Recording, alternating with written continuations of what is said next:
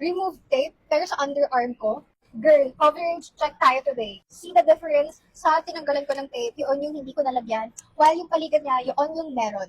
So lately, I've been using this combo, itong DU-Flex stick and DU-Flex powder.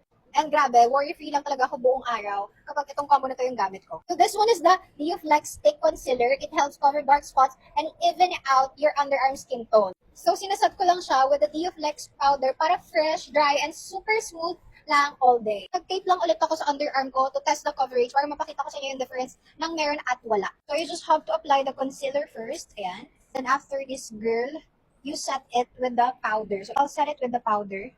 So, kontian nyo lang. Kasi yung damit, ingatan nyo. So, ayan. Wait lang. I-clean natin to. So, the moment of truth. So, check natin yung difference.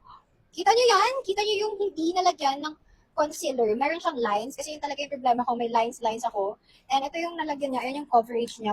Ayan yung difference niya sa nalagyan at hindi nalagyan. Gusto ko pa dito, guys, hindi siya sticky at all. Tapos parang natural lang talaga siya. Like Dio Concealer plus Powder Fresh all-in-one na. Sobrang simple, pero ang laki ng difference niya.